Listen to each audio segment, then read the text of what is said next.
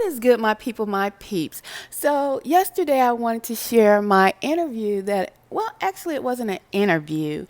I was on Kevin Samuel's show, and wherein I was trying to defend some young ladies when he was talking about marriage. And I hopped on the show. He brought me into the studio. Well, I barely got a word in.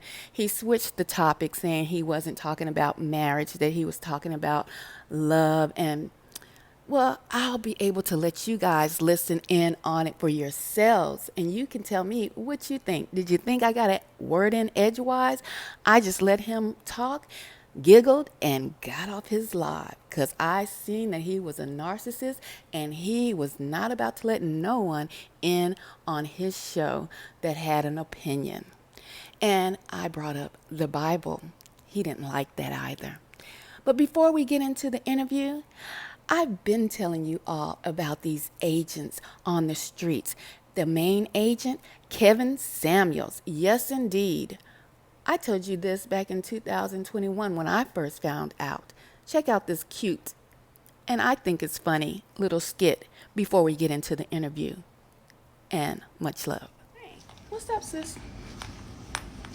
I'm just out here shopping. Living my life like it's golden. What? When did this happen?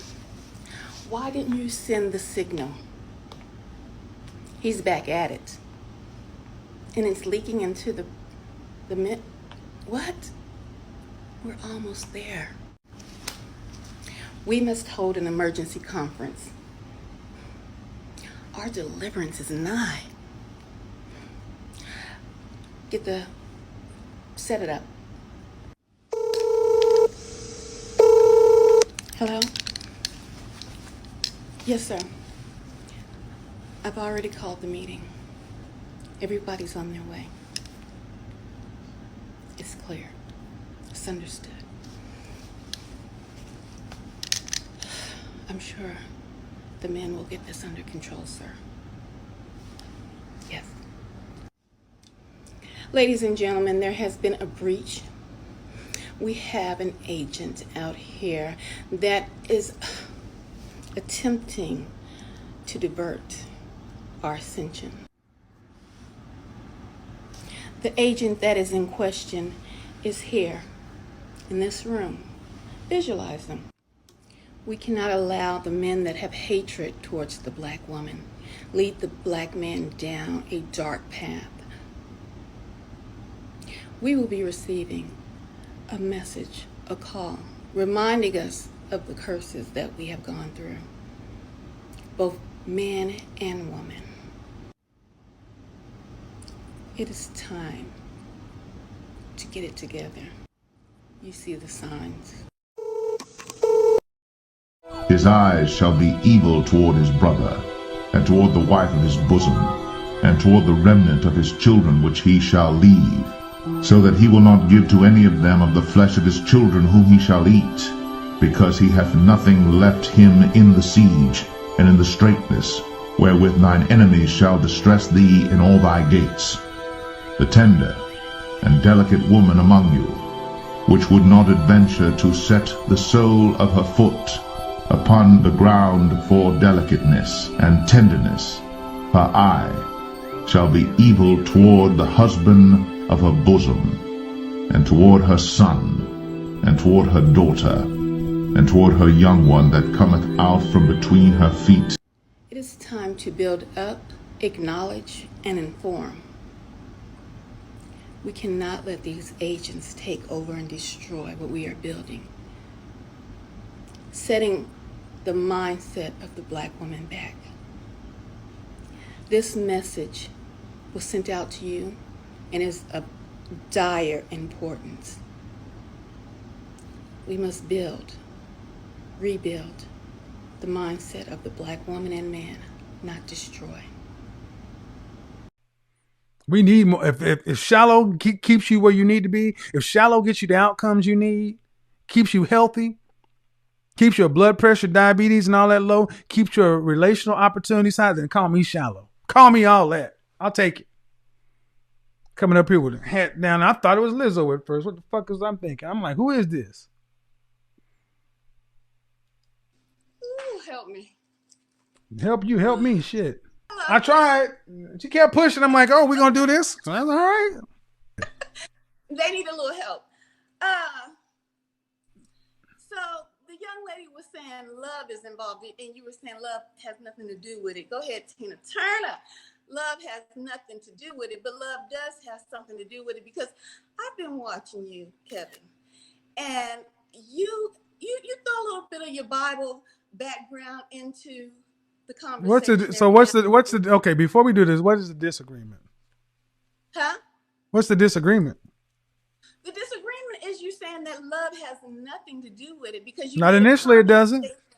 Not initially it doesn't. Initially, yes. Initially, yes, because you told the young lady that arranged marriages, love has nothing to do with it. And my point I want to make is that if you are a Bible believer, if you believe in the Most High, he says, love your wife as you would love yourself. So even though, ma'am, hold on. Before we do this, stop, don't, no.